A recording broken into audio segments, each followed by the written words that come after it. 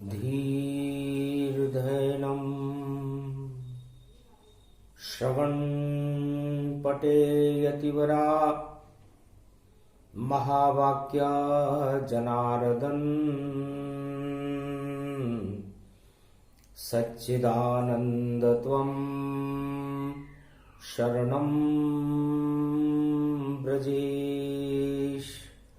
यादवेन्द्रं दयादाता पुंडरीक्षा क्षीरसागर शयनम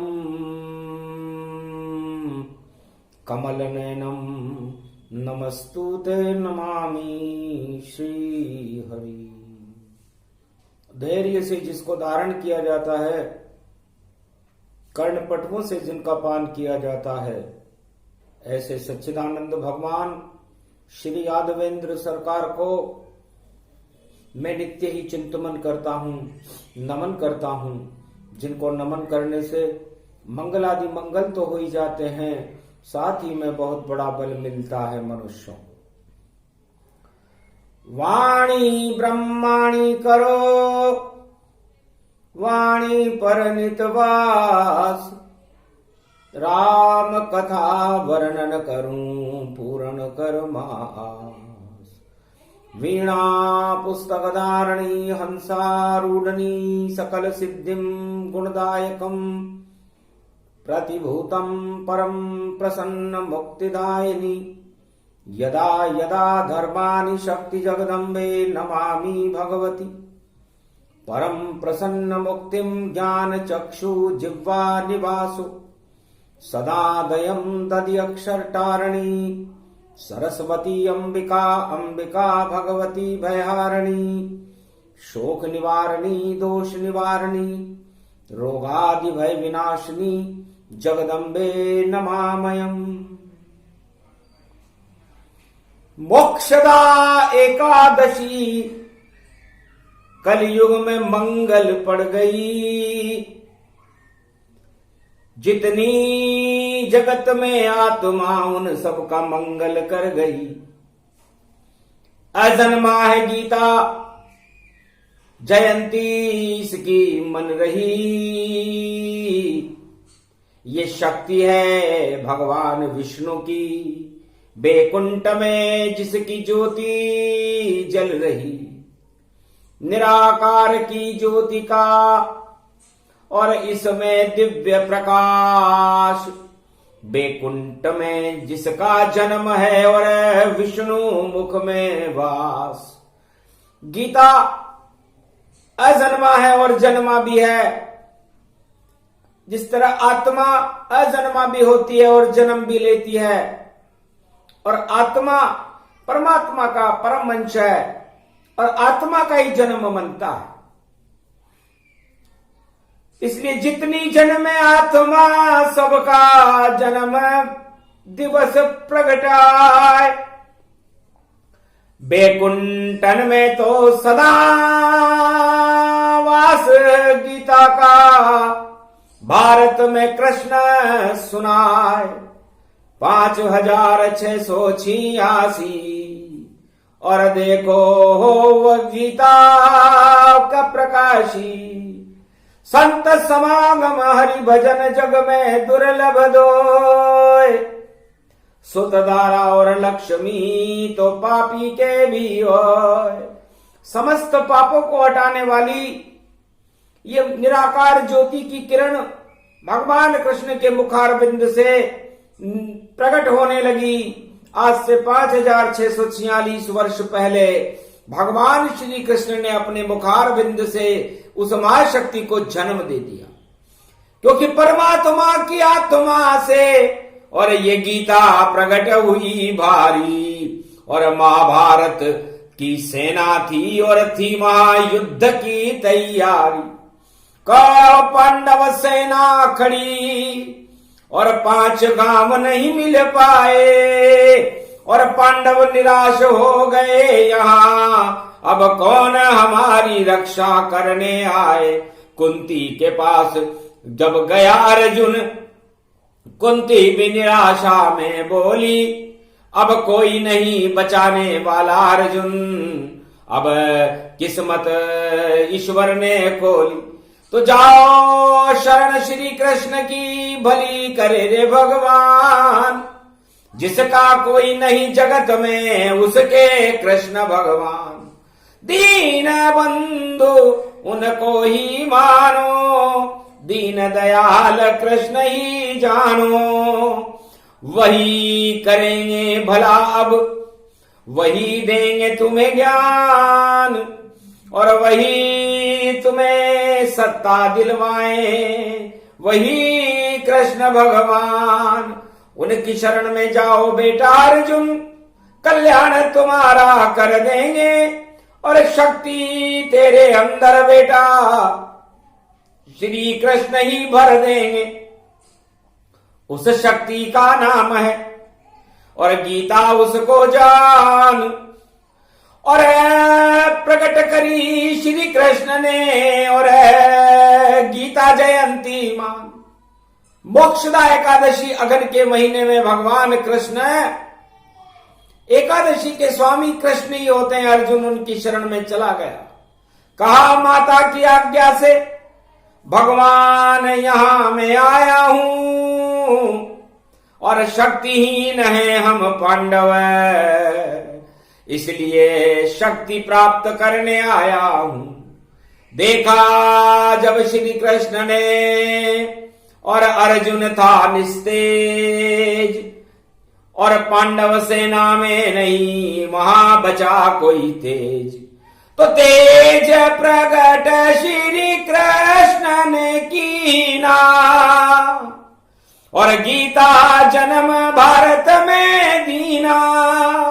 भगवान विष्णु के मुखार बिंद से गीता का जन्म बैकुंठ में हुआ, और उस महाशक्ति सूर्यवंश इक्ष्वाकुवंश की शक्ति को 5646 वर्ष पहले भारत में भगवान कृष्ण ने उस गीता का जन्म कर दिया। पांडव सेना अर्जुन को, और मिल गया देखो तेज। 18 क्षोणी सेना हो गई मान निस्तेज। ऐसा अणु कृष्ण प्रगटाया, और गीता जयंती जन्म दिखाया। ब्रह्मा के मुखार बिंद से 4 वेद प्रकट होते हैं, और शिव के मुखार बिंद से 6 शास्त्र उत्पन्न होते हैं। और गीता भगवान विष्णु के मुखार बिंद में वैकुंठ में उसका जन्म होता है। और भारत की मिट्टी को पवित्रता को देखते हुए, भारत की आत्माओं की पवित्रता को देखते हुए भगवान श्री कृष्ण ने पांडव सेना की रक्षा करने के लिए, और अर्जुन को और पांडवों को तेज प्रदान करने के लिए आज से 5646 वर्ष पहले भारत में इसका जन्म दिया। जन्मदाता श्री कृष्ण भवानी, और गीता जयंती उसको जानी। इस कारण केवल गीता का भारत में जन्म मनता भारी, और श्रद्धा से सब संत साधु और सुनते हैं सब नर नारी। तो 4 वेद 6 शास्त्र और 18 पुराण, और रामायण का भी नहीं मने यहां जन्म भगवान। भगवान ने कहा कि हमारा जन्म तो बनता है, मगर 4 वेद 6 शास्त्र और 18 पुराण का जन्म भारत में न मना न मनेगा। केवल गीता ही शक्ति जो निराकार की ज्योति है, उसकी ही जयंती मनती है। ये शक्ति कृष्ण ही होती है। इस कारण श्री कृष्ण के मुख से निकली वाणी, और अर्जुन सुनने लग गया रथ में। और देखो वाणी ब्रह्माणी, तो घोर युद्ध घमशान भवानी। अर्जुन सुने कृष्ण की वाणी, गीता जन्म भारत होई जावा। एकादशी मोक्षदा कहलावा। भगवान कृष्ण ने सबसे पहले अर्जुन से कहा, रे अर्जुन तू किस दुख में डूबा हुआ है? अर्जुन ने कहा, महाराज सत्ता नहीं मिल रही, बड़ा दुखी हूं। तब कहा, सत्ता के मद में क्यों? और अर्जुन क्यों तुम चूर हुए, भगवान से बहुत तुम दूर हुए, और देखो सत्ता के लिए मजबूर हुए, सत्ता तो भगवान से कर देती है दूर, सत्य को समझ ले अर्जुन तेरी आत्मा में भरू शक्ति भरपूर, ये गीता का ज्ञान है इसमें सत्य ही हो, सत्ता इसमें नहीं है सब दुख ही क्षय हो। भगवान कृष्ण कलयुग में वाणी में अर्जुन को फरमा रहे हैं कि अरे अर्जुन, जब मनुष्य सब तरह से निराशा हो जाए, उसे कोई वस्तु ही प्राप्त न हो, उसका मान सम्मान ही न रहे, उसकी कोई रक्षा करने वाला नहीं रहे, तब हमें ब्रजेश शब्द को याद करना चाहिए, क्योंकि ब्रजेश भगवान श्री कृष्ण ब्रज के राजा हैं, और फरियाद करो इस राजा से, और जिसका नाम ब्रजेश एक पल में ही काट दे, और देखो सभी क्लेश, तो समस्त क्लेशों को संकटों को हटाने वाली शक्ति यदि भारत में कोई है, जिसे भगवान कृष्ण के मुखार बिंद से जिसका जन्म हुआ, वह गीता है। इसीलिए तो गीता की जयंती बनती है। चारों युगों में किसी धर्म ग्रंथ की मनती नहीं जयंती, केवल गीता शक्ति देखो, और कृष्ण मुख से प्रकट थी, तो कृष्ण मुख से जन्म जिसका अमृत उसको मानिए, ये गीता गंगा जैसी पावन शक्ति इसको मानिए। अर्जुन सुने देखो धर्म और क्षेत्र भारत बन गया, हट गई सब काली मां और कुरुक्षेत्र भारत हट गया, विजय हो गई पांडवों की और भारत धर्म क्षेत्र बन गया, और ये आत्मा का ज्ञान भारत को अमर यहां कर गया। आत्मा अजर अमर अविनाशी है। आत्मा कर्मों की प्रधानता को लेकर के भगवान उसे मृत्युलोक में भेजते हैं। इसलिए भगवान कृष्ण गीता में कहते हैं कि न आत्मा जलती है, न मरती है, न कोई इसे सुखा सकता, न इसे कोई जला सकता, न इसे कोई मार सकता। तो इस पंच तत्व की देह में यह आत्मा रहती है, ये परमात्मा का स्वरूप है, और परमात्मा हर आत्मा को यहां पर शुभ कर्म करने के लिए भेजता है। तो गीता का ज्ञान है अर्जुन शुभ कर्मों के लिए है, अशुभ कर्मों से दूर रहना ही गीता की कृपा का पात्र बनता है। तो गीता की कृपा को प्राप्त करने के लिए और गीता की शक्ति को अपनी हृदय में समाने के लिए हमें 8 मदों से और 10 इंद्रियों के भोगों से दूर रहना होगा। 8 मदों को त्यागिए और 10 इंद्री मद दूर, अहंकार हटा दो अर्जुन, तो शक्ति मिले भरपूर।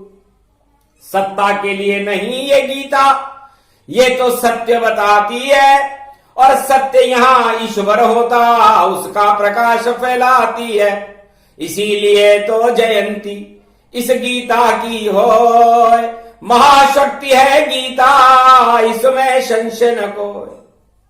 है अर्जुन, आज से 5686 वर्ष पहले द्वापर युग में राजस्थान के अंदर एक कोटा नगरी थी, उसका नाम नहीं कोई कोटा, चंबल के तट पर बहती थी। कोटा बूंदी की शक्ति थी और गीता शक्ति रहती थी। लोमेश ऋषि का आश्रम था और एक सरोवर था भारी, और दूध की नदियां बहती थी उस कोटा नगरी में भारी। नंदग्राम सी शक्ति देखो, और लोमेश ऋषि तप करते थे। कलयुग में जहां कोटा में गीता भवन है, उस आश्रम में लोमेश जी रहते थे। तो चंद्रहास खड़ग दानवता का और देखो लिया निकाल, जरासंध के चंद्रहास से और चमक रही रे तलवार। चंद्रहास खड़ग को निकाला,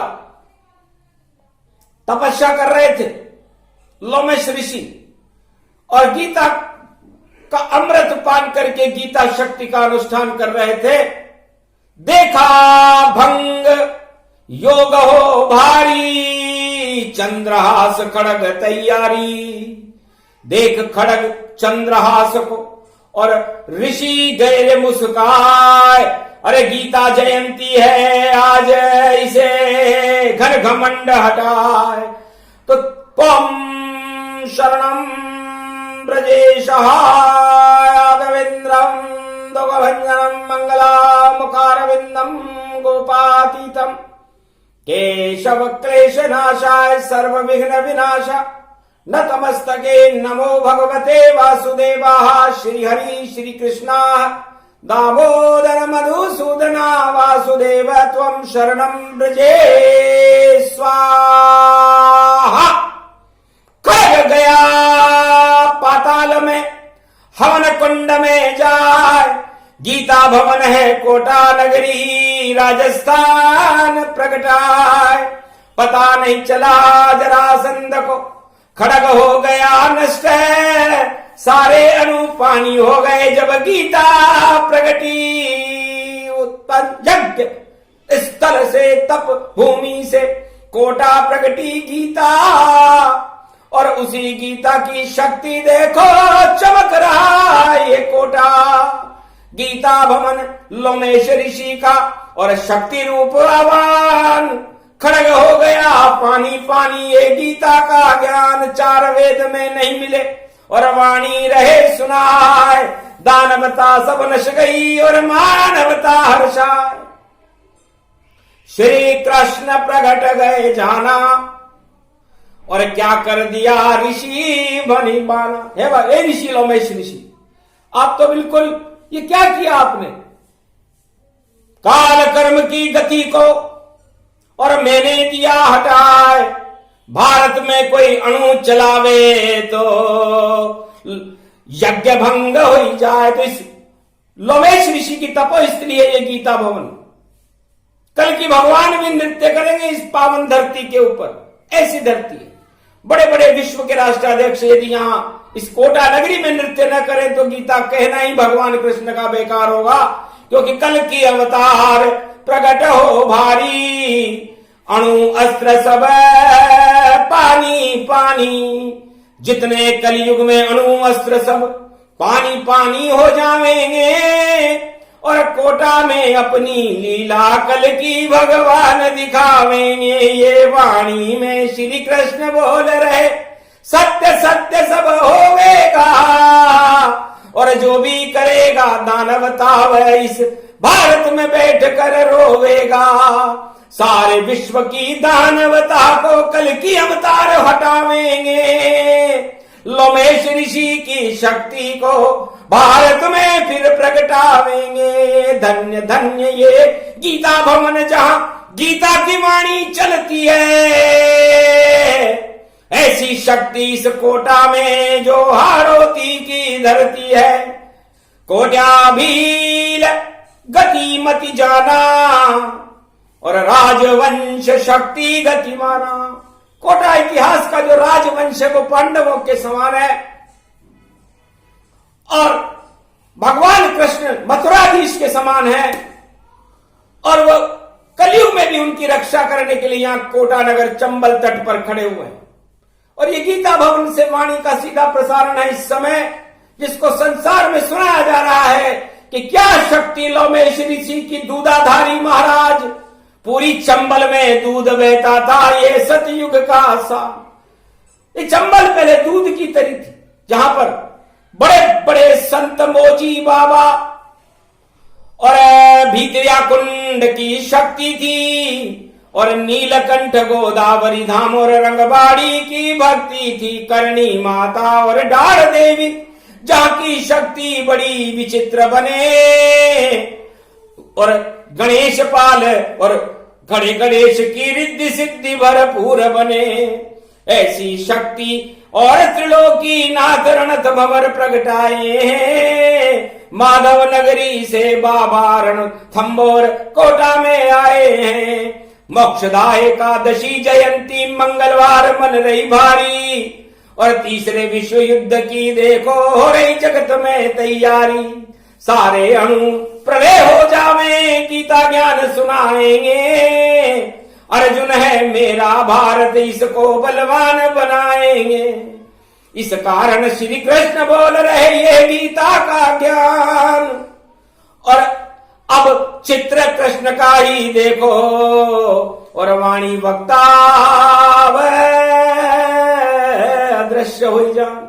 इसलिए वाणी वक्ता नहीं, अब तो भगवान कृष्ण के चित्र की त्राटक कीजिए और गीता का अवतरण सुनिए। और गीता बोल रहे हैं कृष्ण इस कलयुग के माय, ये गीता का ज्ञान है जिसे कृष्ण ही रहे सुनाए। आगम निगम सोही ब्रह्म पुराणो, व्यापक ब्रह्म सत्य में जानो। भगवान श्री कृष्ण कहते हैं कि हे अर्जुन, सर्वसत्ताधिपति प्रतिभूतानि न ज्ञान चक्षु दुर्लभो, यदा दृष्टि गुणाकेशो भारते भारत खंडे महिमनु मनुस्मृति। विश्व की चकाचौंध स्थितियों में जो अरबों सूर्य के प्रकाश में उत्तेजित होती रहती है और लय हो जाती है, इस प्रतिभावान क्षेत्र के अंदर जो 18 लक्ष्य स्थिति का माध्यम है, अरबों ब्रह्मांड है और अरबों ब्रह्मांड अंतरिक्ष में इस तरह से झूलते रहते हैं जिस तरह से किसी पौधे या वृक्ष की डाली के ऊपर पुष्प और फल झूलते रहते हैं। उन सारे ब्रह्मांडों का मैं स्वामी हूं। राजाओं में राजबल नायक मैं हूं और नागों में शेषनाग मैं हूं। तेजस्वी महापुरुषों में ब्रह्मवेता मैं हूं। अनंत ब्रह्म में सिद्ध ब्रह्म मैं हूं।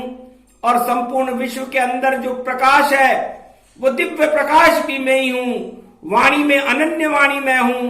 तेजों में सबसे बड़ा तेज और यक्षवंश में दिव्य प्रकाश में हूं और यक्षवंश में सूर्य भी मैं हूं। 49 करोड़ पवन में मारुति नाम का पवन भी मैं हूं।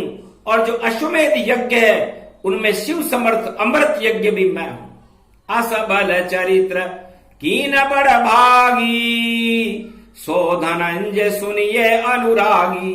ये आज मैं 5686 वर्ष के बाद इस चंबल तट के ऊपर गीता भवन की शक्ति को लेकर जो वाणी सुना रहा हूं वो गीता का अक्षर अक्षर स्वरूप है। ये कलयुग में इसका विशेष प्रसारण है। मोक्षदा एकादशी मंगलवार को है और 14 दिसंबर को है। ये अनुराग विराग का स्वरूप है। 18 अक्षोणी सेना कौरवों की और 5 अक्षोणी सेना पांडवों की मेरे पीछे खड़ी है। कौरव सेना मरने और मारने के लिए झकोले ले रही है और है अर्जुन बीच में जो तेरा रथ मैंने खड़ा किया है वो इस बात का समझाइश करने के लिए खड़ा किया कि वो रथ मध्य में है और घमासान जंग ऐलान होगा। उसके बाद हार किसकी होगी और जीत किसकी होगी ये निर्णय तो मनुष्य की कलात्मक स्थितियां करेंगी। लेकिन मैं तुझे पहले बता देना चाहता हूं कि सर्वशक्ति व्यापक होकर के बाद जो सर्वशक्ति होगी और तेरी जीत किसकी होगी ये निर्णय तो मनुष्य की भावनाओं के भी समझ में नहीं आएगा। युद्ध की कड़ी के 3 स्तंभ होते हैं। लेकिन मैं तुझे बता देना चाहता हूं युद्ध के समय हर आदमी का मनोबल ऊंचा होना चाहिए, आत्मबल नीचा नहीं होना चाहिए। निम्न स्तर का होता है वो हमेशा परेशान होकर के अपना अस्तित्व खो देता है, समाप्त कर देता है। ब्रजनंदन बोले मधुनामा, हे अखंड व्यापक विश्रामा। तेज पुंज ध्रुव नीति अघाई, दुर्योधन संजय गुण पाई। उधर संजय धृतराष्ट्र से कहता है कि हे परम पिता पितामह, आपके 100 पुत्रों की ये दशा है, वो पांडवों को कुचल देना चाहते हैं, पांडवों को नेश नाबूद करने पर तुले हुए। हिंसा उन पर सवार हो चुकी और मस्तिष्क में जो ज्ञान ग्रंथियां हैं वो पतन की ओर जा रही हैं और ज्ञान में गतिरोध जगह जगह उनके दिमाग में प्रतीत हो रहे हैं। इधर भगवान श्री कृष्ण कह रहे हैं कि हे अर्जुन, जिनके ऊपर मैं अनुकूल हो जाता हूं फिर त्रिलोक की सारी शक्तियां उन पर अनुकूल हो जाती है और जिनको मैं दारुण दुख देना चाहता हूं जिन्हें दारुण दुख दे विधाता, विधि विपरीत कहूं यदुनाथ। विनाश काले विपरीत बुद्धि, विनाश काल जब होता है तो उसकी बुद्धि को मैं अपने नियंत्रण कक्ष से तत्काल बंद कर देता हूं। बस मैं इतना ही काम करता हूं, मैं हथियार लेकर किसी से लड़ने नहीं जाता। बुद्धि प्रतिभूतानि ज्ञान चक्षु। है गुणाकेश अर्जुन, तेरा इस युद्ध में लड़ना ही धर्म है। अगर तू नहीं लड़ेगा तो विश्व में अराजकता फैल जाएगी और एक फ्लड होगा और वह विश्वव्यापी होकर के उसमें सारा विश्व ही प्रलय हो जाएगा। कुरुक्षेत्र जंगेलान प्रियात्मात्रा प्रतिफलम। कुरुक्षेत्र का जो मैदान है वो पवित्र भूमि है। इस भूमि के अंदर जो भी सेना नायक या सेना का सिपाही मरेगा उसको मैं विशेष सुविधाएं प्रदान करता हूं। वो मृत्यु के तत्काल बाद मेरे लोक को चला जाएगा। उस आत्मा को मैं नरक में कोई स्थान नहीं मिलेगा। तब अर्जुन कंपायमान होने लगा, घबराने लगा और भगवान मधुसूदन वासुदेव से कहने लगा, गोपातीत श्री कृष्ण केशव क्लेशनाशाय, हे यदुनंदन, हे मधुसूदन, हे वासुदेव, हे सच्चिदानंद पर ब्रह्म परमात्मा, मैं तो आपको अनंत प्रभु माना है। पहले आप जो बातें मुझे बताते थे वह मुझे याद है अच्छी तरह से। अहिंसा परमो धर्म गुणाकेशो। आपने एक बार मेरी माता कुंती के सामने कहा था कि अहिंसा ही परमो धर्म है और उसी अहिंसा के बलबूते पर हम आज तक 13 वर्ष अज्ञातवास वनवासवास में काटते आए हैं। फिर आप उसी मुख से ये फरमा रहे हैं कि हिंसा ही परमो धर्म है। तो एक ही तर्क है। ये दो विचित्र तर्क आपने कैसे उत्पन्न कर दिए? क्योंकि हिंसा परमो धर्म कैसे हो सकती है? हमारे 100 कौरव मरेंगे और कई हजार माताएं बहनें विधवा हो जाएंगी। विधवा होने के बाद वर्ण शंकर संतानें उत्पन्न होंगी, तब हमारा तो कुल ही बिगड़ जाएगा। कोई पितरों को पितृदान देने वाला भी नहीं रहेगा। यह कहकर अफसोस के साथ अर्जुन रोने लगा। तब अर्जुन को कायर जानकर भगवान श्री कृष्ण कहने लगे, धनंजय, गुणाकेशनी है जगदम्बे, जिनको व्यापक ब्रह्म सुहाय, तेज पुंज है यो धन बल को, जो बिरले जाते जाए। उठो धनंजय रण भूमि पे, यहाँ पर मोह ममता नहीं पाए। जिसको घर प्यारा हो जग में, अपने घर में रहे समुदाय। किसका लड़का किसकी लड़की, बेटा किसको अगे अगाए। जो जन्मा है निश्चय मरेगा, कोई अमर रहेगा नाय। हे अर्जुन, ये संसार विचित्र है। जो जन्म चुका उसकी मृत्यु ने उसके पहले जन्म ले लिया। जो जन्मा है मरेगा और मरने के बाद निश्चिंत जन्मेगा। यह कम वृद्ध प्रतिक्रिया अरबों वर्षों से चल रही है और आगे भी चलती रहेगी। लेकिन है धनंजय, तू नहीं मानता तो भीष्म पितामह से जाकर पूछ, क्योंकि भारत का जन्म मेरे चरणों से हुआ। ज्ञान भक्ति वैराग्य ये सब सिद्ध पुरुषों की तपोबल शक्ति है। पंचभूतानि भूतो न गति मनोवाच्य वाक्यवाणी। ये पंचभूत शरीर है। इस पंचभूत शरीर के ऊपर तेरे को इतनी अहंता है कि तू अपने आप को इतना सक्षम समझता है कि कौरवों की रक्षा करना चाहता है, तेरे भाइयों की रक्षा करना चाहता है। तू स्वयं की रक्षा नहीं कर सकता, युधिष्ठिर की रक्षा नहीं कर सकता, भीम और नकुल सहदेव की रक्षा नहीं कर सकता। दूसरों की रक्षा करना तेरा कोई धर्म नहीं। ये धर्म तो ईश्वर का है। मैं किसकी रक्षा करूं और किसको विध्वंस करूं? तो अभी तक मुझे कुंती नंदन वैभवशाली नंद का नंदन जान रहा है, अपनी बुआ का लड़का जान रहा है। मैं दूसरा ऐश्वर्य लेकर के संसार में आया हूं और मेरे उद्देश्य की पूर्ति केवल पांडवों का कल्याण, विश्व में शांति, सारे विश्व को एक नया मार्गदर्शन करना ही मेरा उद्देश्य। उस उद्देश्य की पूर्ति में अगर सबसे बड़ा शत्रु है तो तू है अर्जुन। ये सारी जो सेनाएं खड़ी हैं, ये सभी सेनाएं मेरे उद्देश्य की पूर्ति में लगी हुई हैं। लेकिन मेरा गतिरोध अगर पैदा हुआ तो केवल तू ही हुआ है अर्जुन। मुझे पता नहीं था कि तू इतना कायर है, क्योंकि योधारणस्य मृत्यु वेदांती क्षत्रिय।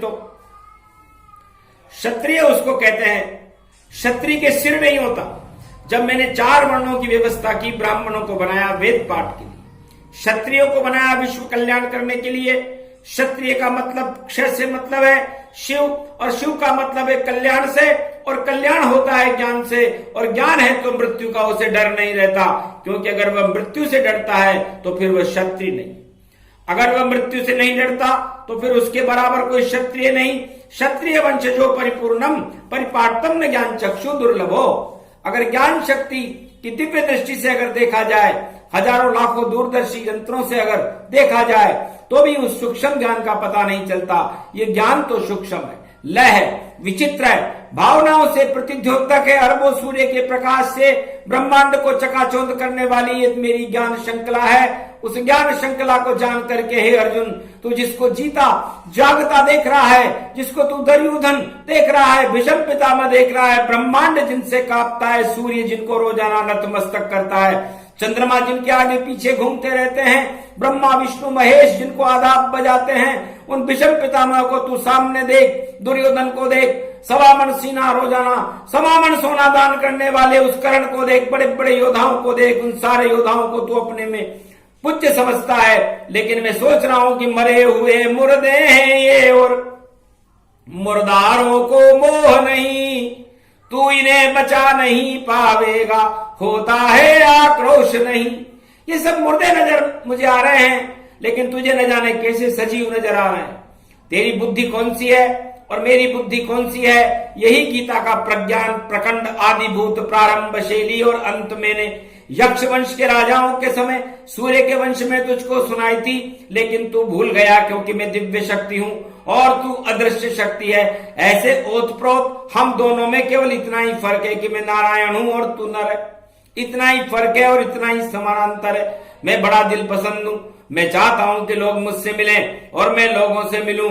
ईश्वर उसी को कहते हैं कि जो मेरी इच्छा करे और मैं उनसे नहीं मिलूं तो फिर मेरे जैसा अज्ञानी कौन होगा। लेकिन मेरे और मेरे अनुयायी लोगों में, मेरे भक्तों में इतना फर्क रहता है।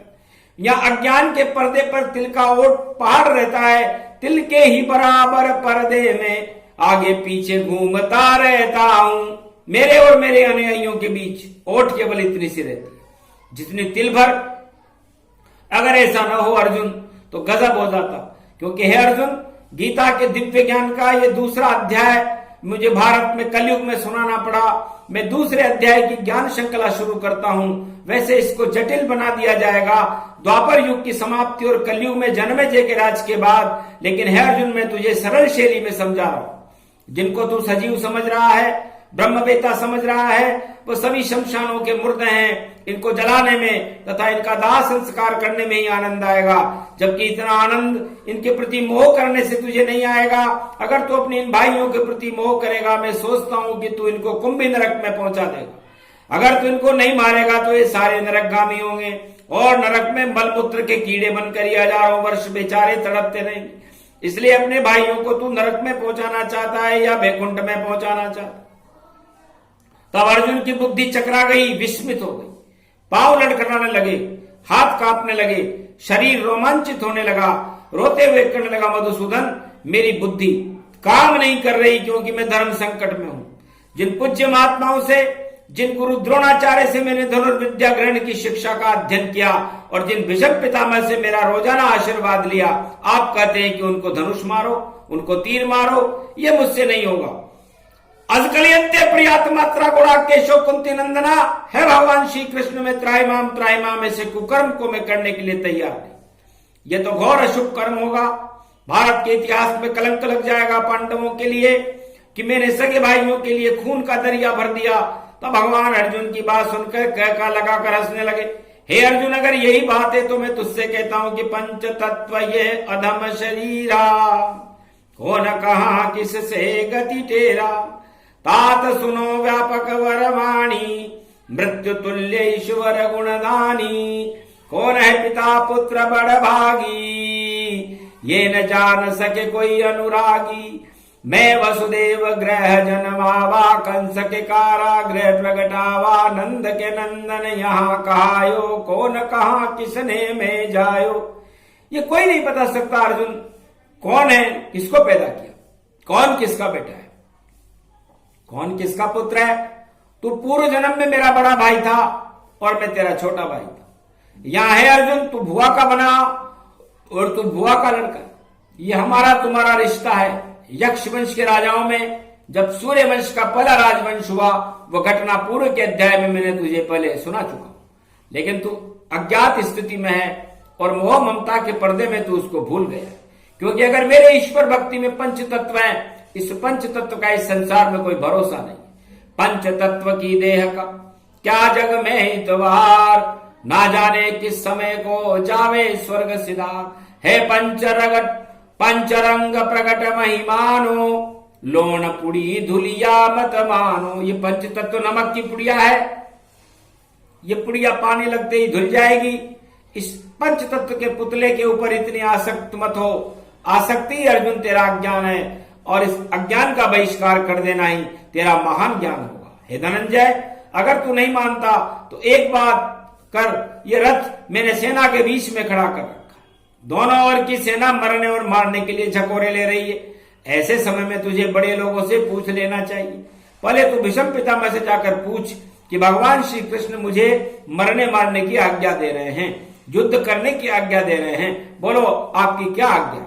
अगर परदादा भीष्म कह देंगे फिर तो युद्ध लड़ेगा, द्रोणाचार्य कह देंगे फिर तो लड़ेगा, राजा कर्ण कह देगा फिर तो लड़ेगा। ये तीन बड़ी शक्तियां हैं, क्योंकि इस समय सेना का नेतृत्व और कौरव दल के मुख्य सेनापति महाराज भीष्म है, और पांडव दल का मुख्य सेनापति अर्जुन तो स्वयं है। तो सेनाध्यक्ष से सेनाध्यक्ष को जाकर वार्तालाप करनी चाहिए। हे अर्जुन, तू भीष्म पितामह से जाकर पूछ, क्योंकि वह तेरे परदादा भी हैं। तब अर्जुन ने कहा, ये बात तो आपने बिल्कुल तहकीक से कही, मैं निश्चित भीष्म पितामह की शरण में जाता हूं। गांडीव कंधे लगाए के पारथ गुण प्रगटाए, जहां भीष्म ये खड़े थे सेना मध्य में भाई, लखी लघु पात्र धनंजय जाना, तब पारतों भीष्म संघाना। भीष्म सबसे बड़े रथ के ऊपर खड़े थे। जब वहां उन्होंने अर्जुन को युद्ध मैदान में आते हुए देखा, तब सारी सेना में तहलका मच गया कि गांडीवधारी अर्जुन इस तरफ क्यों आ रहा है, क्योंकि ये मैदान तो शत्रु पक्ष का है।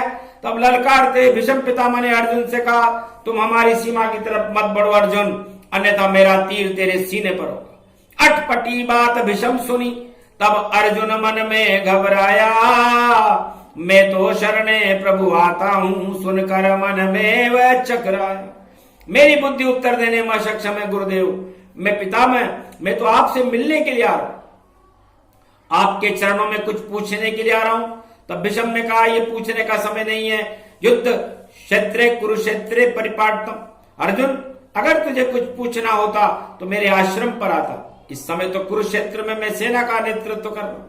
अगर इस समय मेरे सामने कृष्ण भी आते तो उनको भी अपना जवाब तीर चला कर देता, बातचीत से नहीं। वाणी तो घर पर होती है, पर यहाँ तीर शल होता है। अगर कदम जो आगे बढ़े तो मरण मृत्यु तन होता है। अर्जुन, अगर तू 1 इंच भी आगे बढ़ा तो मेरा ये तीर तेरे सीने के अंदर आर पार हो जाए। सोच समझ कर आगे बढ़ अर्जुन, ये मेरा मार्गदर्शन तेरे लिए होगा अर्जुन। अर्जुन बुद्धि विस्मित भई, त्राय त्राय जय जय तीन धारी, अर्जुन बुद्धि विस्मत भई भारी, त्राय त्राय जय जय तीन धारी।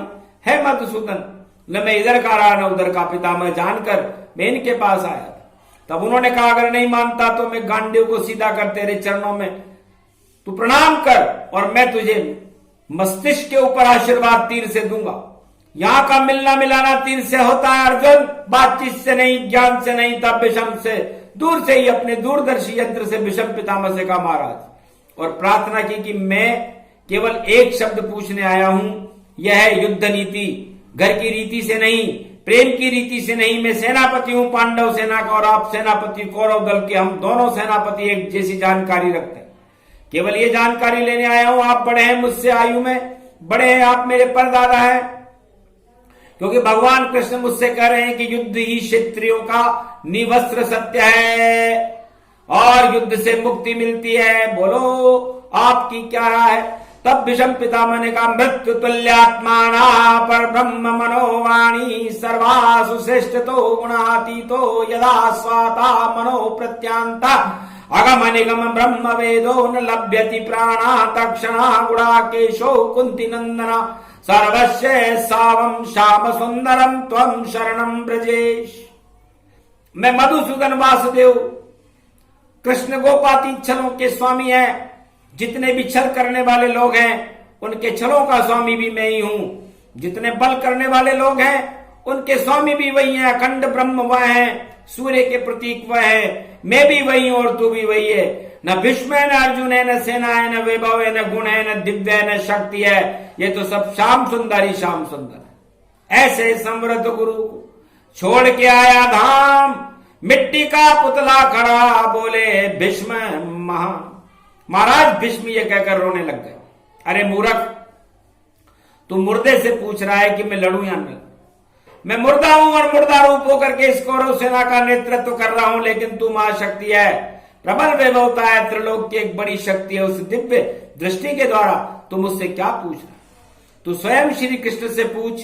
भगवान श्री कृष्ण का निर्णय सारे संसार का निर्णय है और भीष्म की आज्ञा है, साथ में द्रोणाचार्य का आशीर्वाद है। इसलिए तू जाकर के अपने कृष्ण से ही पूछ कि तुझे क्या करना है। तब अर्जुन ने कहा, महाराज कि उन्होंने तो मुझसे यही कहा कि युद्ध धर्मस्य, यानी तेरा युद्ध करना ही धर्म है। तब भीष्म पितामह ने कहा, यह समय संधि नामे का नहीं। जब भगवान श्री कृष्ण दूत बनकर के दुर्योधन के आए थे तब सारी बातें वहां हो चुकी थी। अर्जुन, विधि संयोग टाले नहीं कैसा, बुद्धि भ्रमित व्यापक बल जैसा। भगवान के विधि के विधान को कोई संसार में टाल नहीं सकता। विधि संयोग सबसे प्रबल होता है अर्जुन। उस समय को टालने के लिए अब तू कोशिश भी मत कर, यहां से सीधा श्री कृष्ण के पास चला जा। भगवान श्री कृष्ण के पास जाएगा तो तुझे अच्छा प्रकाशमान मार्गदर्शन का उजाला मिलेगा, प्रकाश मिलेगा। यहां तो अंधकार में सारे कौरव डूब रहे हैं, मैं पहले ही अंधकार में डूब रहा हूं, तू गहरे पानी में मत फंस। ये तो दलदल है, कीचड़ है और सारी कौरव सेना कीचड़ में फंसी हुई खड़ी है। अगर कहीं स्पष्ट फटिक छिला नजर आ रही है तो भगवान श्री कृष्ण के रथ के पास है। ये कहकर भीष्म पितामह रोने लगे, उनकी आंखों में अश्रु टपकने लगे। तब दुर्योधन को ईर्ष्या हुई। तब दुर्योधन ने भीष्म पितामह से कहा, महाराज आप तो पक्षपात करते हो, अपने शिष्य अर्जुन के प्रति आपका मोह है। आप चाहते हो कि पांडवों की सेना से मैं नहीं लड़ूं। ऐसा सेनापति हमारी कौरव सेना का क्या भला कर सकता? सेनाधिपति पर्याप्त मात्रा प्रतिफल है। सेना का तो ये कर्तव्य है कि वो अपने आप को राष्ट्र के समर्पित कर दे। तब भीष्म पितामह ने कहा, ऐसी बात नहीं है, कौन कमी गिरिवर कर आका, अगम निगम ब्रह्म बलिता का। भीष्म की बात को सुनकर तब दुर्योधन कहने लगा, आप की सेना में क्या कमी है? हथियार, बख्तरबंद, वैभवता और कोई भी यांत्रिक कमी हो तो मैं तुरंत उसको उपलब्ध करा सकता हूं, लेकिन है पितामह आपके अंदर ये आत्मग्लानि कैसी? तब भीष्म पितामह ने कहा, मूर्ख, हथियारों से मुझे कोई ग्लानि नहीं। मेरी एक दृष्टि करोड़ी फौजों को नष्ट कर सकती है। उसमें कपिल की आंखें हैं, मैं चाहूं तो 5 अक्षौणी सेना को एक पल में भस्म कर दूं। सबको मैं सक्षम हूं, लेकिन हमारी सेना में एक कमजोरी है जिसे तू दूर नहीं कर सकता, और वो कमजोरी तुझे बड़ी खटक रही है, और वो कमजोरी हमको ले डूबेगी। कमजोरी केवल इतनी सी कि सारथी जिसके मदन मुरारी, और मेरे सारथी नहीं बिहारी।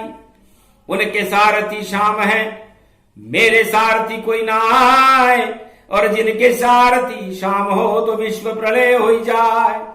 उनके हाथों से फिसल गया फिर कभी न उबरने पाता है, और जिसको लग जाए हाथ प्रभु वह कभी न डूबने पाता है। ये बात मुझे खटक रही है दुर्योधन, और ये मौका तेने खो दिया। जिस रोज भगवान कृष्ण शांति दूत बनकर के तेरे दरबार में आए थे तब मैंने उनका संधिनामा स्वीकार नहीं किया। अगर तो उस दिन संधिनामा स्वीकार कर लेता तो ये सौभाग्य मेरा होता, आज वही मधुसूदन वासुदेव मेरे सारथी होते, अर्जुन के नहीं। हमें डर है तो यही है कि भगवान कृष्ण पांडवों के सारथी बन चुके हैं। उन्होंने हालांकि तुझे नारायणी सेना का बल दिया है, तुझे बहुत बड़े हथियार दिए हैं, पर मुझे उन सब पर भरोसा ही नहीं, क्योंकि जिनके सारथी मधुसूदन बन जाते हैं फिर महारथी भी उनसे विजय प्राप्त नहीं कर सकते। अगर आज भगवान श्री कृष्ण अर्जुन के सारथी नहीं होते तो मैं प्रतिज्ञा करता हूं कि पांडवों का जैसे तूफान में पीपल के पत्ते उड़ते उनका पता नहीं चलता, कौन पत्ता कहां चला गया, इस तरह से मैं पांडवों का नामो निशान नहीं रहने देता। पांडव किस भूमि पर जन्मे हैं उस भूमि से ही पूरे ब्रह्मांड को मैं नेश नाबूद कर देता। लेकिन क्या करें वत्सल, अब मजबूर हैं, और अब बार बार मैं भी उन चरणों में पुकार कर रहा हूं कि मधुसूदन आप मेरे सारथी बन जाओ। भगवान श्री कृष्ण अंतर्दर्शी यंत्र में फरमा रहे हैं कि है भीष्म पितामह, मैं तुम्हारी आत्मा का सारथी हूं, रथ का नहीं। रथ तो दुर्योधन का है और आपकी आत्मा मेरी आत्मा है, क्योंकि आपका हृदय वही है जैसा जब मातंग ऋषि ने भगवान राम से वनवास के समय त्रेता में कहा था कि छलन कपट दंभ नहीं माया और उनके हृदय बसो रघुराया। मातंग ऋषि से भगवान राम ने वनवास काल में पूछा था कि मैं कहां रहूं। तब मातंग ऋषि ने भगवान राम से कहा था कि महाराज आप उस जगह रहो जिसके हृदय में छल नहीं हो, कपट नहीं हो, माया नहीं हो। ये सारे गुण मातंग ऋषि के समान है भीष्म, आप में भी वो गुण निहित है, मौजूद है। इसलिए मैं आपकी आत्मा में जरूर निवास करूंगा और मैं आपके हृदय में बैठकर सारी सेना के कौतूहल को देखता रहूंगा, लेकिन सारथी तो अर्जुन का ही बनूं। वादा करके मैं आया हूं, मैं सारथी उन लोगों का बनता हूं जो निर्बल हो, मैं दीनों का दयाल हूं।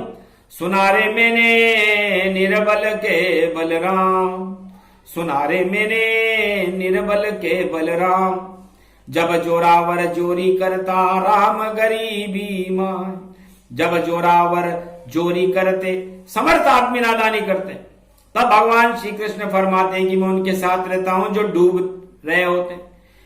मेरी भक्ति में कोई विधि नहीं है, मैं व्रत उपवास करने से प्रसन्न नहीं होता, चांदी सोना दान करने से प्रसन्न नहीं होता है अर्जुन, मैं तो हृदय के भाव में ही प्रसन्न होता हूं। अगर मुझे प्रसन्न करने में कोई विधि बना देता तो गजब हो जाता, क्योंकि तिल भर सूंड रही जब बाहर तब राम पुकारा और क्षण भर में वहां पहुंच गया था रक्षक आनंद दुलारा। मधुसूदन तो उस समय जब गजराज डूबने लगा, तिल भर सूंड बाहर रह गई, तब वह घबरा करके गोविंद गोविंद करने लगा। वह पूरा गोविंद नहीं कर पाया, उसके पहले हाथ से मैंने उसकी सूंड पकड़ ली, एक हाथ से उसके पैर को उठाया, उसको सहारा देकर के कहा गजराज तू चिंता न कर। जब द्रौपदी का चीर खींचने लगा तब वो कहां से अगर लाठी, कहां से तगर लाती, कहां से दीपक लाती, कहां से मखमल का आसन लाती, कहां से मिठाई प्रसाद लाती, माला लाती। इसलिए मेरी पूजा में कोई विधि नहीं है, बस विधि है तो केवल एक ही है कि प्रेम से प्रकट होय में जाना हरि व्यापक सर्वत्र समाना। है अर्जुन, भगवान श्री कृष्ण बड़े दयालु हैं, दीन बंधु हैं, अनंत शक्ति हैं। उनके दरबार की उस शक्ति के पीछे मुझे रोना आ रहा है। दुर्योधन की ऐसी मान शक्ति हमारे रथ के ऊपर नहीं, वो अर्जुन के रथ के ऊपर है। इसलिए दुर्योधन अब भी वक्त है कि तुम भगवान कृष्ण के चरण पकड़ लो और हमारे रथ के सारथी बनने के बाद पांडव खुद शरण आ जाए। उधर अर्जुन ने जाकर के भगवान श्री कृष्ण से कहा और उनके चरण पकड़ ले, कहने लगे भगवान अब मैंने निश्चय कर लिया है कि मैं युद्ध करूंगा। भगवान श्री कृष्ण अर्जुन से कहने लगे मूर्ख युद्ध क्यों करता है, युद्ध का वक्त तो टल गया, हम युद्ध नहीं चाहते।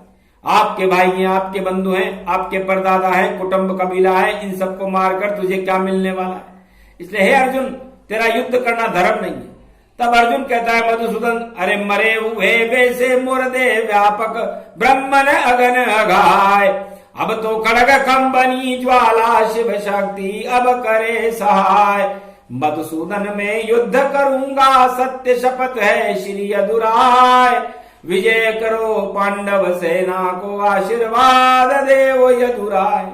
जिन भीष्म पितामह के पास में गया उन्होंने तीरों से मेरा स्वागत किया, जिनको मैं अपना परदादा समझता था, महात्मा समझता था और आजन्म ब्रह्मचारी समझता था, उन्होंने मेरा आज तीर से स्वागत कर मुझे ये सबक सिखा दिया कि योद्धा किसे कहते। हे प्रभु अब मेरा युद्ध करना ही धर्म है। तब भगवान कृष्ण कहने लगे अर्जुन हम युद्ध करने लायक नहीं है, अभी तू कच्चा सोना है, तुझ में तांबा मिला हुआ है, जब खोट मिली हुई हो तो तू सोने के भाव नहीं बिक सकेगा। इसलिए अभी तुझे तेरी तांबे की खोट को शुद्ध करना है। इसलिए हे अर्जुन तू मेरे रथ में बैठ, अभी हमें कुछ लोगों से मिलना जरूरी है, हम महाभारत से पहले कुछ लोगों से संधि नामा करेंगे। भगवान कृष्ण ने अर्जुन को रथ में बिठा लिया और रथ चलने लगा। तब अर्जुन ने भगवान श्री कृष्ण से कहा कि मैं युधिष्ठिर से कहकर आता हूं। तब युधिष्ठिर ने अर्जुन से कहा भाई तुम रथ में बैठकर कहां जा रहे हो। तब अर्जुन कहने लगा कि हम अलग निरंजन निराकार ज्योति स्वरूप के पास जा रहे हैं। जब युधिष्ठिर ने ज्योति स्वरूप का नाम सुना तो युधिष्ठिर दहलाने लगा और कहने लगा हे अर्जुन ज्योति स्वरूप के पास जाने वाला तो फिर अरबों वर्षों तक वापस नहीं आता, वह तो फिर जीवन मुक्त हो जाता है। तब भगवान कृष्ण ने अर्जुन से कहा और अर्जुन ने युधिष्ठिर से कहा। तब युधिष्ठिर ने भगवान श्री कृष्ण से कहा कि महाराज आप मेरे भाई अर्जुन को ज्योति स्वरूप के पास क्यों ले जा रहे हो? यह अभी नादान है, बालक है, आप इसकी बातों में न आए। तब भगवान कृष्ण कहने लगे क्या करूं, इसको दो वस्तुएं मुझसे मांगिए। माया प्रबल दिखाओ मोही और अलख निरंजन जो गति दोई। हे भगवान मैं युद्ध जरूर करूंगा, लेकिन पहले मुझे दो बातें बतला दो कि आत्मा मर करके कहाँ जाती है और ये मेरे भाई कौरव मरेंगे, ये कहाँ जाएंगे, इनके मकान मुझे बताइए, उनके भवन कैसे होंगे, उनका लोक कैसा होगा और इनकी आत्माओं की गति क्या होगी, ये सब दृश्य मुझे पहले बता दो। और अलग निरंजन निराकार ज्योति स्वरूप क्या है जिनसे हम सब निकले हैं, ये ज्योति स्वरूप बतला दो। और वह आपकी माया भी हमें दिखा दो जो सारे संसार पर नियंत्रण करती है, जिसके कारण हम जानबूझकर भी अनजान बन जाते हैं। यह रहस्य और दो बातें मुझे समझा दो, इसे ही गीता कहते हैं। तो फिर मैं युद्ध निश्चित करूंगा और आप जब तक ये तीन बातें हैं युधिष्ठिर मैं अर्जुन को नहीं बताऊंगा तब तक अर्जुन को ज्ञान ही नहीं होगा और इस गीता को सुनाना ही बेकार हो जाएगा। इसलिए मैं अर्जुन को रथ में बिठा करके ले जा रहा हूं, तुम चिंता न करो, मैं अर्जुन को सकुशल वापस कुरुक्षेत्र में पहुंचा दूंगा। युधिष्ठिर को भगवान कृष्ण पर भरोसा था। अर्जुन उत्तरा के पास गया और कहने लगा द्रौपदी से, फिर माता कुंती से कहा, लेकिन कुंती माता होशियार थी, बड़ी चतुर थी, वह कृष्ण की चालाकी को जन्म से जानती थी। तब कुंती माता ने कहा बेटा अर्जुन एक बात, अजवायन की पोटली कृष्ण गोलोक करकाय, उनके गुच्छे लगाए दो तो कृष्ण तुझे मिल जाए। है बेटा अर्जुन ये अजवाइन की पोटली है, ये भगवान कृष्ण के मुकुट के पीछे बांध देना, ये तेरे काम आएगी। बैकुंठ में सब वस्तुएं मिल जाती है लेकिन अजवाइन नहीं मिलती बेटा बैकुंठ में, क्योंकि अजवाइन शंकर की पहली पुत्री है और ये शरीर के सारे रोगों में अमृत का काम करती है। बैकुंठ में अजवाइन से इसलिए नफरत करते हैं कि अगर अजवाइन बैकुंठ में चली जाए तो फिर उनके शरीर में ओजस्व बढ़ जाता है, क्योंकि तामसी भक्ति है, ये इसकी प्रवृत्ति है।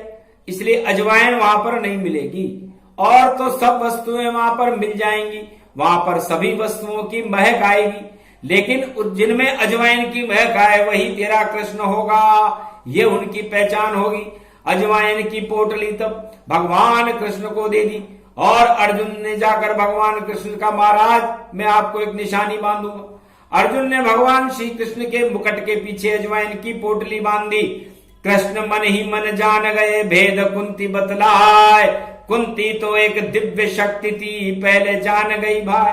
भगवान कृष्ण मन ही मन में मुस्कुराने लगे कि कुंती बड़ी दिव्य शक्ति है, अनंत योगी होते हैं, निष्कर्म योगी होते हैं, वह त्रिलोक की बात को पहले ही जान जाते हैं। इसलिए महाशक्ति को प्रणाम किया और अर्जुन को एक क्षण के अंदर बैकुंठ में पहुंचा दिया। बैकुंठ है सुंदर देव शक्ति नाना भवन बनाए, धर्मराज का भवन भी गोविंद रहे बनाए। अर्जुन को वहां सबसे पहले युधिष्ठिर का भवन बताया, वहां उसका निर्माण हो रहा था, विश्वकर्मा वहां खड़े थे, कारीगर उसका निर्माण कर रहे थे। यदो दृष्टि पंच प्रत्यक्षते किम प्रमाणम, जब सामने की बात हो तो गवाही की जरूरत नहीं पड़ती।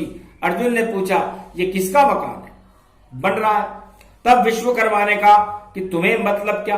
अर्जुन ने कहा आपको पता नहीं कि मैं भगवान कृष्ण का मित्र हूं, हजारों अर्जुन पहले हो गए, हजारों बाद में हो जाएंगे और हजारों फिर आगे होते रहेंगे। तुम कौन से अर्जुन हो और तुम्हारे कृष्ण कौन से हैं? यहाँ पर तो अरबों कृष्ण है, तुम कौन से कृष्ण के मित्र हो? अचरज सुन मन में पछतावा, गयो घमंड कृष्ण ढिंगावा। अब तक अर्जुन से कोई पूछता था कि आप किसके मित्र हो तो अहमता से कहता था कि मैं भगवान कृष्ण का मित्र। लेकिन विश्वकर्मा की बात सुनकर अर्जुन चकाचौंध हो गया, कहने लगा भगवान मैं तो सोचता था कि भगवान एक है, पर विश्वकर्मा तो अरबों भगवान बता रहे। तब अर्जुन भगवान श्री कृष्ण के पास जाकर चतुराई से पूछने लगा कि महाराज मैं युधिष्ठिर का भवन देखने गया था, लेकिन उन्होंने ये कहा कि तू कौन से कृष्ण का मित्र है, इसलिए आप कौन से कृष्ण है? तब भगवान कृष्ण कहने लगे अर्जुन चिंता न कर, अभी तुझे सब ज्ञान हो जाएगा। अब एक अज्ञान तो तेरा यही नष्ट हो गया कि तू मुझे ही सब कुछ मत समझ, मेरे जैसे तो करोड़ों कृष्ण और करोड़ों कृष्ण के बलबूते पर तू मुझे भी कृष्ण मान। विश्वकर्मा से जाकर कह देना चंद्रवंशी कृष्ण, तब विश्वकर्मा तुझसे जरूर बात करेगा। गया शंखला जाय कर पूछी उनसे जाय, विश्वकर्मा कहने लगे मंगल मूर्ति पाय। और अर्जुन तुम कौन से कृष्ण के मित्र हो? तब अर्जुन ने कहा महाराज मैं चंद्रवंशी कृष्ण का मित्र हूं। तब विश्वकर्मा बड़े प्रसन्न हुए, अर्जुन के लिए आसन लगाया, उस पर बिठाया, माला पहनाई, स्वागत किया और फिर प्रसाद दिया। अर्जुन ने तब विश्वकर्मा से कहा कि प्रभु आपने पहले तो बहिष्कार किया, अब सम्मान क्यों किया? तब विश्वकर्मा कहने लगे कि 40 लाख बार मैं इसी तरह अर्जुन का सम्मान कर चुका हूं। 40 लाख की गिनती में अंतिम वाला अर्जुन तू है, और तेरे पहले इतने अर्जुन निकल गए और इस आसन पर इतने अर्जुन बैठ गए, और वो वही आत्मा होती है। तू इतनी बार पृथ्वी पर जन्म ले चुका। अचरज सुन कंपाय मान भय दृष्टि गुणताय, फिर युद्ध क्यों कर करे मंगल मूर्ति पाए। महाराज तो फिर भगवान श्री कृष्ण जो युद्ध करवा रहे हैं वो सही है या गलत है? अर्जुन युद्ध करने से ही मैंने ये आसन तुझे दिया, अगर तू युद्ध नहीं करेगा अर्जुन तो फिर ये कुर्सी या आसन दुर्योधन को मिलेगी। विश्वकर्मा ने लोभ दे दिया आसन का, कुर्सी का। जब अर्जुन ने आगे चलकर देखा कि ये भवन किसका बन रहा है, अब तो बता दो हे अर्जुन ये भवन तेरे भाई युधिष्ठिर का बन रहा है। इस भवन के मुकाबले में दूसरा भवन भगवान विष्णु का मिलेगा, बाकी तीसरे का पूरे बैकुंठ में किसी का नहीं मिलेगा। भवन देख मन प्रसन्न भय जाना, जग जग ईश्वर संधान। वहां पर हर पत्थर पर वेद मंत्र लिखे हुए थे, हर पत्थर पर विष्णु और लक्ष्मी के चित्र बने हुए थे। ऐसे चित्रांकन भवन थे कि त्रिलोक में कहीं देखने को नहीं मिलेगा। तब अर्जुन के मन में इच्छा हुई कि मेरे भाई के लिए भवन बन रहा है तो मेरे लिए भी कहीं न कहीं भवन बन रहा होगा। तब विश्वकर्मा कहने लगे तुम्हारे लिए भवन बनाने हेतु भगवान ने नहीं कहा। नकुल के लिए बन रहा है, सहदेव के लिए बन रहा है, कुंती के लिए बन रहा है, 100 कौरवों के लिए भवन बन रहा है, भीष्म पितामह के लिए बन रहा है, गुरु द्रोणाचार्य के लिए बन रहा है। लेकिन हे अर्जुन अभी तेरे लिए हमें भवन बनाने हेतु कोई आदेश प्राप्त नहीं हुआ।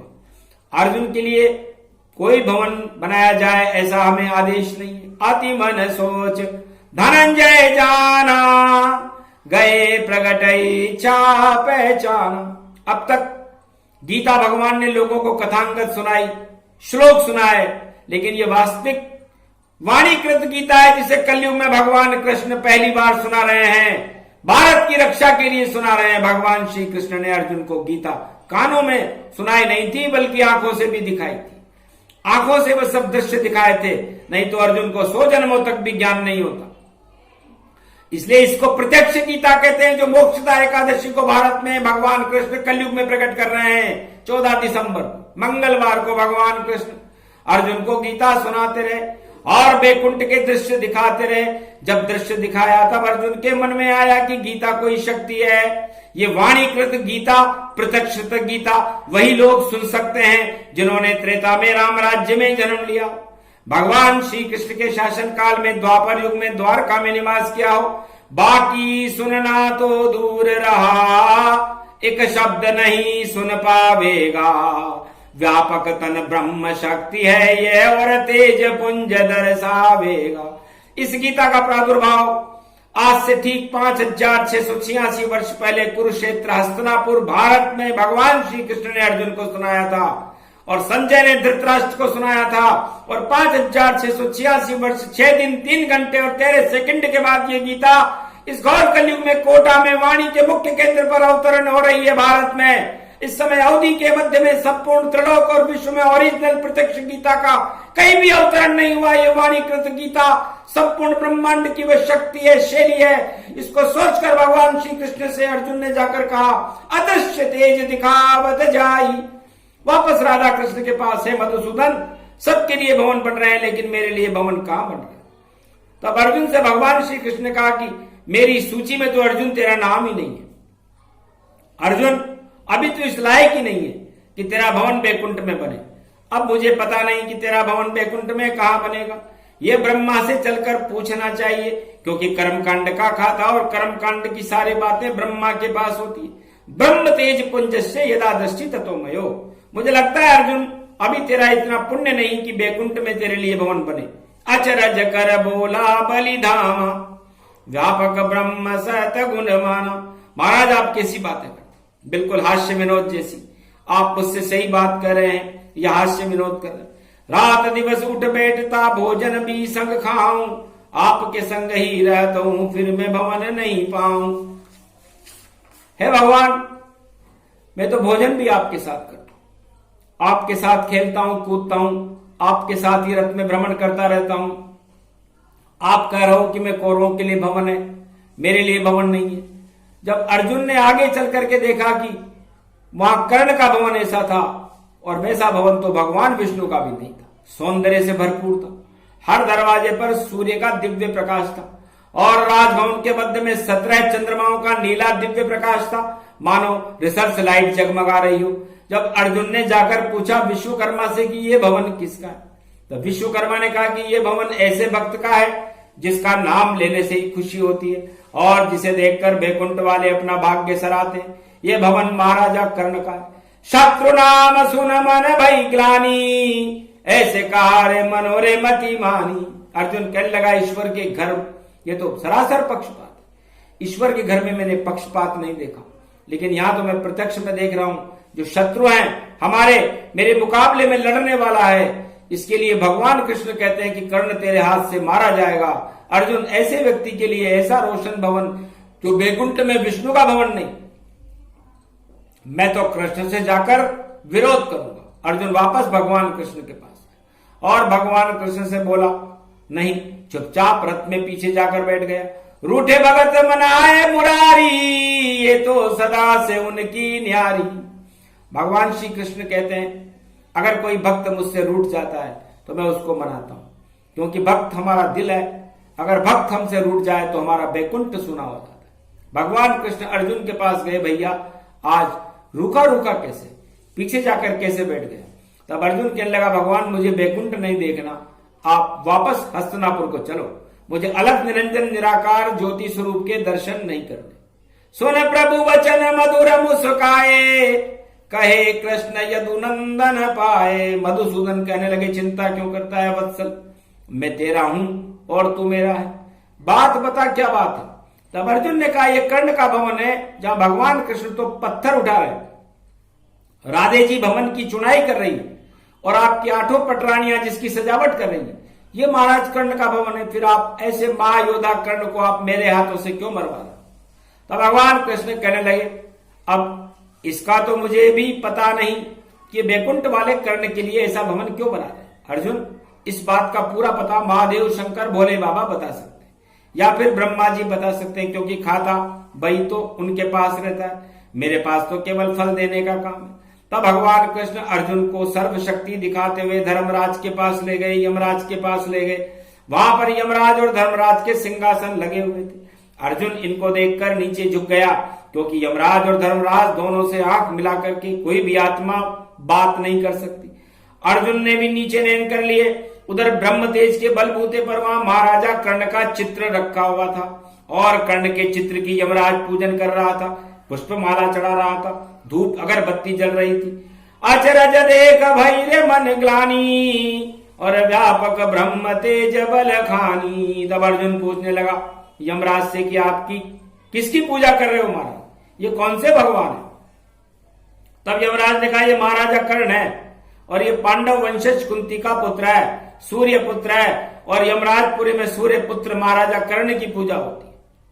तब अर्जुन बड़ा विस्मित हो गया कि ये क्या है प्रभु, ये स्वप्न है या माया जाल है? ये कौन सी गीता सुना रहे हो आप? कर्ण तो जिंदा है, और इस जिंदे व्यक्ति की पूजा यमराजपुरी में हो रही है। तब भगवान कृष्ण ने अर्जुन से कहा जब यमराज खड़े हैं तो हे अर्जुन तू स्वयं यमराज से जाकर पूछ कि महाराजा कर्ण का चित्र पूजन यमराजपुरी में क्यों कर रहे हो? मुझे क्या पता ये पूजा क्यों कर रहे? दो कर जोर धनंजय जाई, पूछा नाथ क्षमा कर भाई। हे यमराज, अगर आप बुरा ना माने तो एक बात पूछ लूं। तब यमराज ने कहा पूछने में कोई खतरा नहीं, आप पूछो क्या पूछना चाहते। तब अर्जुन ने कहा महाराज आप इतने ईश्वर हैं, पर आप उन सबको छोड़कर महाराज कर्ण की पूजा इस चित्र में क्यों कर रहे हो? यमराज की आंखों में आंसू आ गए। अगर अर्जुन महाराजा कर्ण न हो तो हमारी यम विद्या ही नष्ट हो जाए और फिर यमराज अपना प्रशासन नहीं चला सकते। 12 कमठ दिक्पाल हैं जो इसके तप से ही तपते हैं और जितने भी राज चलाते हैं इसके बल से ही चलते हैं। विष्णु के पद से सारी सृष्टि है। पर धन्य हो महाराजा कर्ण की जो सृष्टि के अंदर एक ही वीर है जो मरने से कभी सपने में भी नहीं डरा, सपने में भी मौत से नहीं कतरा है। राष्ट्र सर्वप्रिय, राष्ट्र के लिए हर समय मरने को तैयार है। इसलिए कर्ण के सामने यमराज भी फीका पड़ गया, क्योंकि उस आत्मा को मैं लेने गया जब उसके पहले उसकी मृत्यु हो गया था, जब कर्ण की माता कुंती ने इसे एक संदूक में बंद कर नदी में फेंक दिया था, तब हे अर्जुन मुझे स्वयं को पहुंचना पड़ा था, क्योंकि अकाल मृत्यु में मुझको स्वयं जाना पड़ता है। तब उस समय मैंने स्वयं ने कर्ण से कहा था कि तुम्हारी मृत्यु का समय आ गया।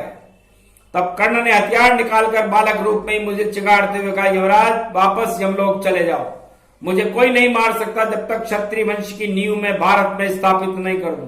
भरत जमे अखंड तेजस्वी, मैं कुछ लेकर आया और कुछ लेकर जाऊंगा। है यमराज, खटिया पर पड़कर मरने वाले में से मैं नहीं हूं। तेरे यहां अगर मेरा नाम है तो गलत है। जब घबराकर मैंने अपना खाता देखा तो उसमें कर्ण का नाम अंकित नहीं था, वहां तो स्वर्ण अक्षर में लिखा हुआ था यम उपास्ते पद्धति दिव्य दृष्टि तत्क्षणा। ये कर्ण तो यमराज का पूज्य देव बनेगा। अर्जुन से यमराज कहने लगा कि मैं कांपने लगा और मेरा देव बनने वाला है उसको मैं लेने आ गया। तब अर्जुन यमराज से कहने लगा, महाराज जी आपको देव क्यों बना?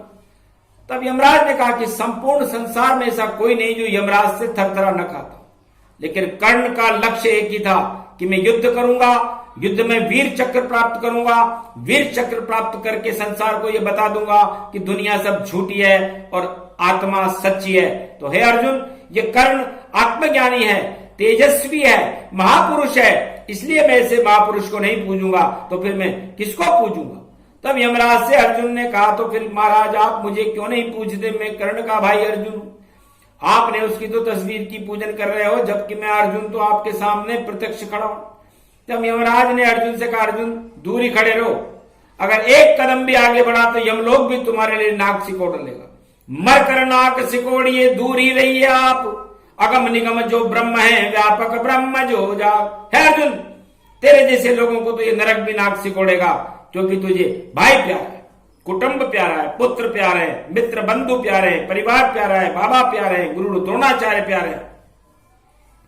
जिन लोगों को ये सब प्यारे होते हैं उनको यहां आने की यमलोक में जरूरत नहीं है। अब तो अर्जुन कंपायमान होने लगा कि ये सब वैभव और नाटक तो कृष्ण ने मेरे लिए बनाया और इस वैकुंठ की रचना उन्होंने ही की है।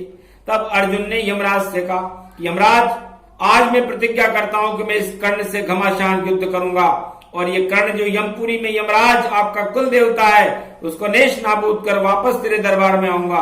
तब तक ऐसा न कर लूं तुम्हारे सामने भी नहीं आऊंगा। तब मखमल फर्श बिछाए दीबा जोट लगाए, चवर खुद ही करने लगे, यमो राज गति पाए। तब यमराज ने अर्जुन का सम्मान किया।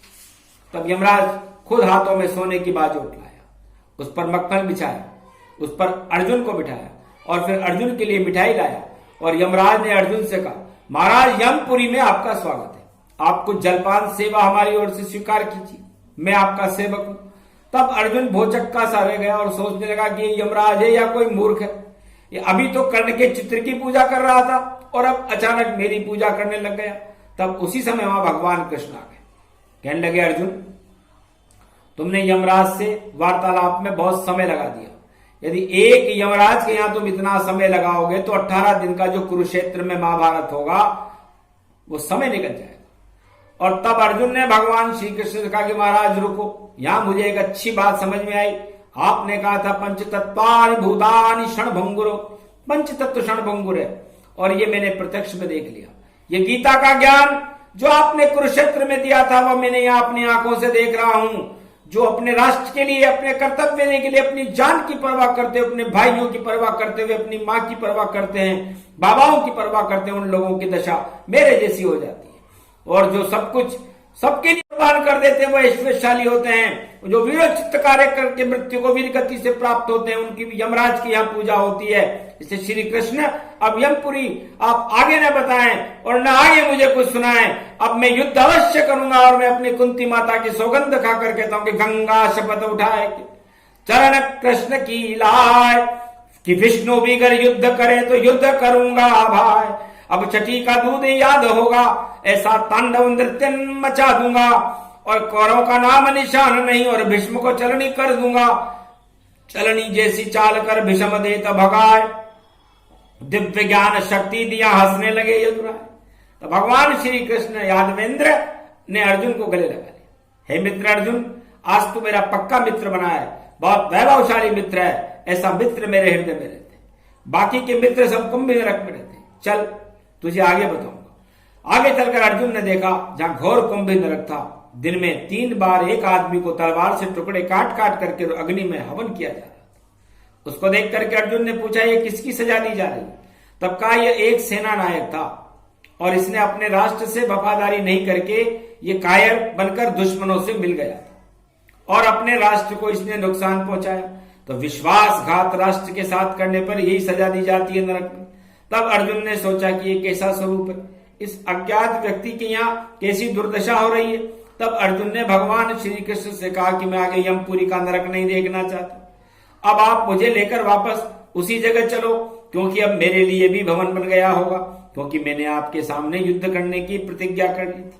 जब अर्जुन उस स्थान पर वापस गया तब अर्जुन भयेन नींद गति दाता और शिलान्यास विष्णु ने राखा। उधर शिलान्यास करने के लिए भगवान विष्णु, लक्ष्मी, वायु, वरुण, यम, कमट, दिक्पाल, राजा इंद्र वहां पत्थर लागा और भगवान विष्णु मुख्य अतिथि बनकर के अर्जुन के भवन का वहां शिलान्यास कर रहे थे।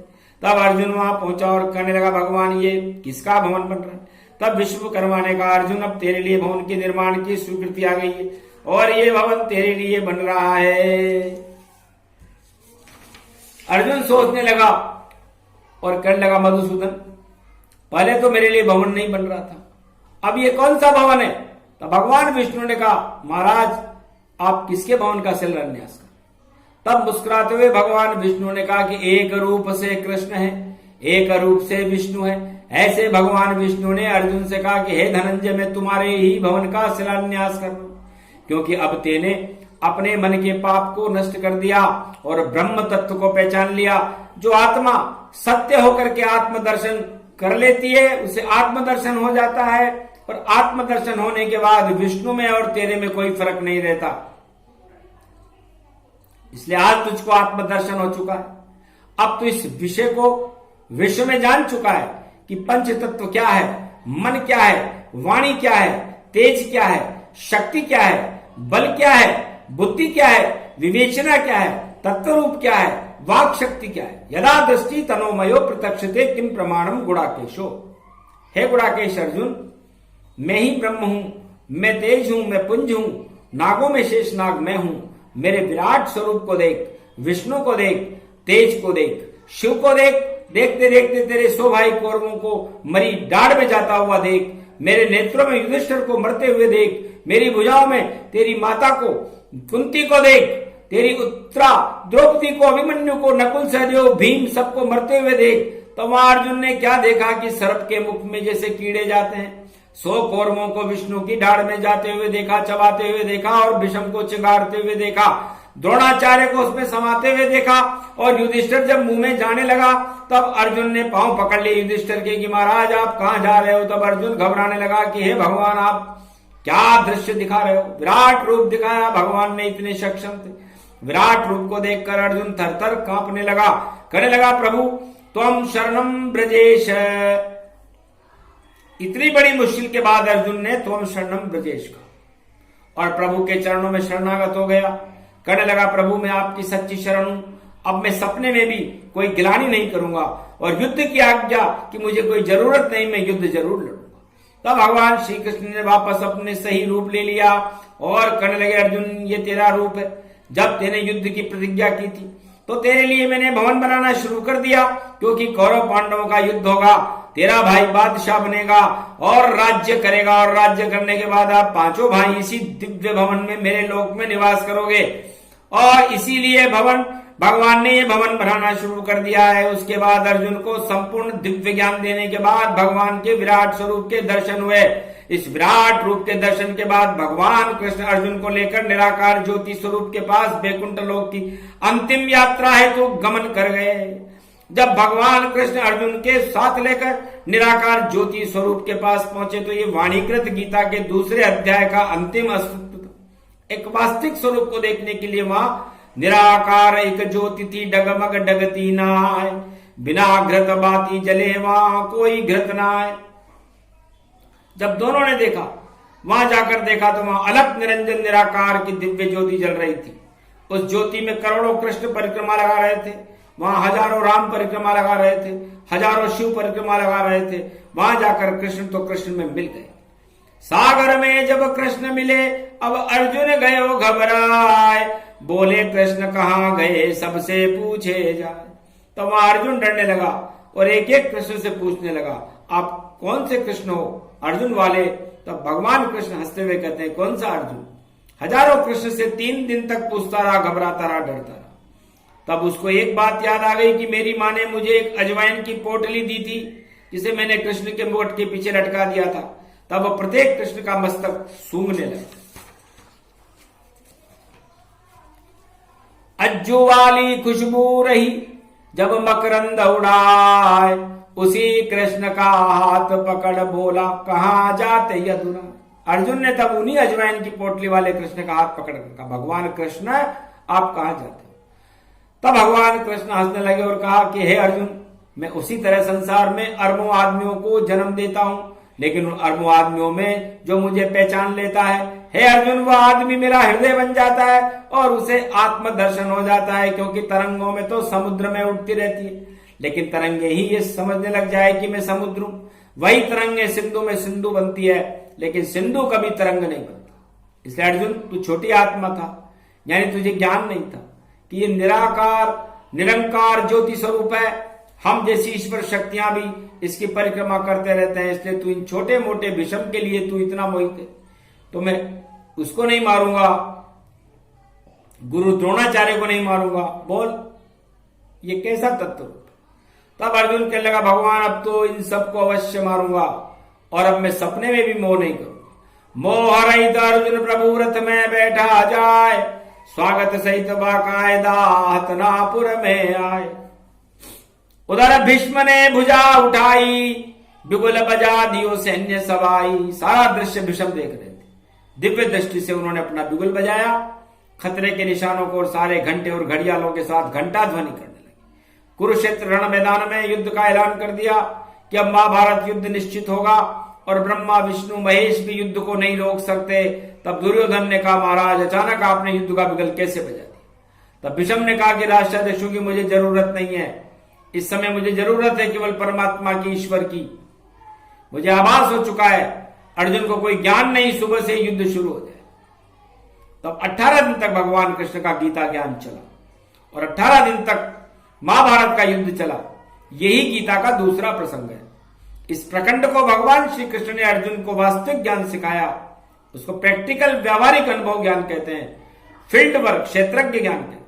इस अनुभव ज्ञान का अध्याय भगवान श्री कृष्ण ने अर्जुन को इस तरह पढ़ाया था जैसे कोई गुरु अपने लड़के को या अपने शिष्य को प्रत्यक्ष में सामने पढ़ाते हैं। जैसे क कबूतर वाला, अ अनार वाला, इस तरह से गीता को कृष्ण ने अर्जुन को पढ़ाया। ये उसी गीता का दूसरा प्रसंग है, अध्याय है, क्योंकि गीता के अध्याय नहीं, इसके तो प्रसंग होते हैं। बोलो यादवेंद्र सरकार की जय, बोलो मधुसूदन वासुदेव की जय। दिव्य प्रकट व्यापक बलदाता, अगम निगम ब्रह्म बलवाका। तब अर्जुन को लेकर भगवान श्री कृष्ण युधिष्ठिर के पास जब वो रास्ते में आ रहे थे तो वहां रास्ते में क्या देखा? अरबों मन सोने का सुमेरु पहाड़ देखा, जो सुमेरु पर्वत की तरह था। भगवान कृष्ण ने वहां पर रथ रोक दिया और जानबूझकर कहने लगे, मैं दातुन करके जा रहा हूं। हे अर्जुन, तुम तब तक इस पर्वत को देखते रहना। जब सोने का पहाड़ देखा तो अर्जुन के मन में जिज्ञासा हुई। अर्जुन को उस समय एक ही लक्ष्य था कि अगर हथियारों की युद्ध के समय कमी आई तो हमें सोना चाहिए, जो हमें रास्ते में अपने आप ही सुलभ हो गया। मैं अभी भगवान कृष्ण से कहूंगा कि ये सोना रथ में भरकर भारत में ले चलो और इस सोने से हथियार मंगाएंगे। भगवान कृष्ण भी दातुन करने बैठ गए। जब भगवान कृष्ण दातुन कर वापस रथ पर आए तब अर्जुन कहने लगा, भगवान अब हमें आर्थिक संकट नहीं उठाने पड़ेंगे। आर्थिक संकट तो वर्तमान में भारत में चल रहा है, वो समाप्त हो जाएगा, क्योंकि मकर संक्रांति का सूर्य उदय होगा और भारत की सेना को बल मिलेगा, गौरव बढ़ेगा। ये पर्व जब मकर संक्रांति का भारत में आता है तो भारत का सैन्य बल ईश्वर कृपा से बढ़ने लगता है, धन बढ़ने लगता है, वैभव बल बढ़ जाता है, प्रतिष्ठा भारत की बढ़ती है, भक्तों में ज्ञान की वृद्धि होती है।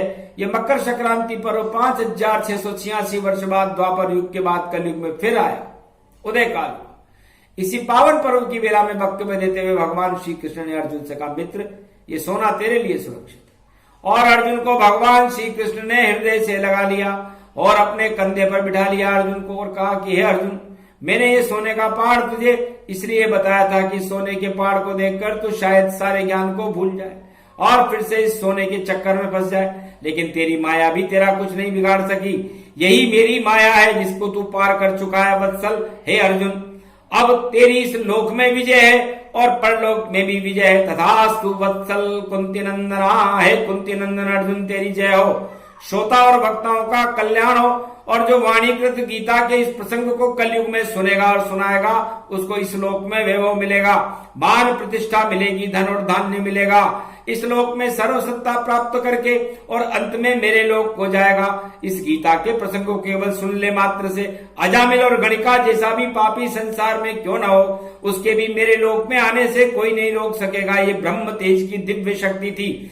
ये वाणीकृत गीता का दूसरे प्रसंग का अध्याय की प्रमुख ब्रह्म शक्ति का वाणी करके अपने मुखार बिंद से इस गीता का कलयुग में प्रादुर्भाव किया है और इसी दिन इसका जन्म है। इसलिए आज गीता जयंती है और सर्वशक्तिदायक है ये गीता, जिसका जन्म भगवान कृष्ण ने कलयुग में भी कर दिया। द्वापर युग में भगवान श्री कृष्ण ने गीता बोलना प्रारंभ किया था, कलयुग में गीता का यह वही जन्मदिन है। बोलो यादवेंद्र सरकार की जय, बोलो मधुसूदन भगवान की जय। यही था गीता ज्ञान है जिसे कृष्ण ने दिया सुनाए। गीता कहीं मिलती नहीं, ये तो परमात्मा शक्ति है आए। ये भगवान कृष्ण के मुखारबिंद से झरती है, परमात्मा की शक्ति है, निराकार की ज्योति का स्वरूप है। ये प्रसंग पूरा हुआ। भक्त और भगवान की जय हो, गीता मैया की जय हो, भारत माता की जय हो, भारत की सेना की जय हो, भारत के किसानों की जय हो, भारत में भगवान श्री कृष्ण और अर्जुन की जय जय हो। युद्ध में भारत विजेता रहे। बोलो जय श्री कृष्ण।